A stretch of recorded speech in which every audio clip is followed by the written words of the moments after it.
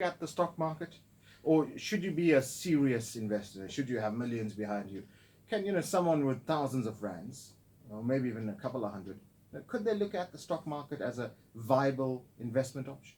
Look, my view is, as a principle, is that no matter how much you have or how little you have, you need to grow your money, and you need to grow your money by the inflation rate. So in other words, how quickly the price of the goods and services that you buy and your family buys goes up. Yeah. Your money needs to grow faster than that, otherwise you get incrementally poorer year on year.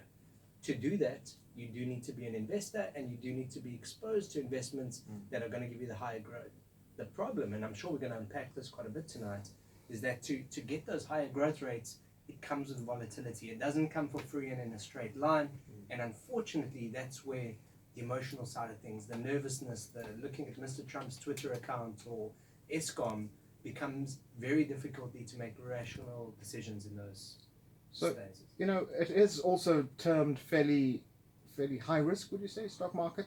Because, you could go to bed tonight and, your investment looks good, have a wonderful sleep. And, whilst you're sleeping, markets are opened, in other parts of the world.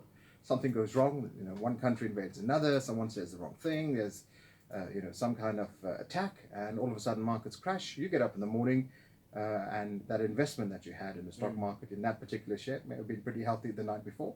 The next morning it's not.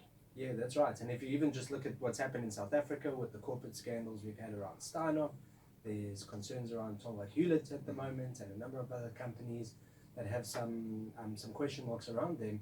It's unnerving, and it's uncomfortable to be investing. To your question, do you do that with that volatility and watching your money go up and down?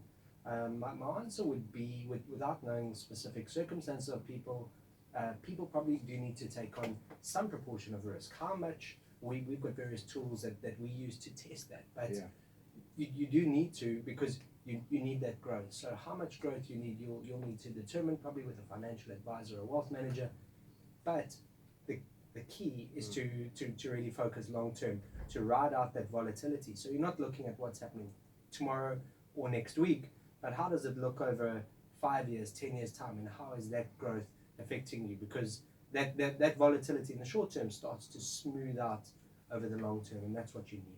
24 minutes after 7 o'clock, it's Money Matters. Stick around, because I'm going to ask Devin to help you and I with some of his favorite shares. He did predict at the start of the year. I read an article this afternoon where he was writing, I think back in January, 2 or 3 shares that he says he predicts in 2019 will really be worthwhile investments. So I'm going to ask him about one of those shares, which was his number one prediction, and also just to share with us, if possibly you are looking at the stock market, what shares you should be considering back in August of 2019. Hindsight is the perfect science, but we're going to ask him now to look forward, and so you want to listen in for that. We'll also talk about some of the other investment options that are open, and why investing correctly at the right time in your life is so important, because it's going to have a positive impact. Hopefully that's the intention later on in life. We'll open up our lines on 089 310 8789 if you have a call, or if you want to WhatsApp me in studio. We'd love to have your question or comment for Devin. Devin is an asset portfolio manager. Devin Shutte is with TRG Private Wealth Unit, based here in KwaZulu-Natal, and he's on air with me till 8 tonight, so make sure you take advantage of the opportunity. Devin is also a fellow for the Institute of Financial Markets, and is a regular commentator on South African media, and as I said earlier on, an unapologetic optimist. So we'd love to get some of your questions and comments tonight. In fact, Anil Super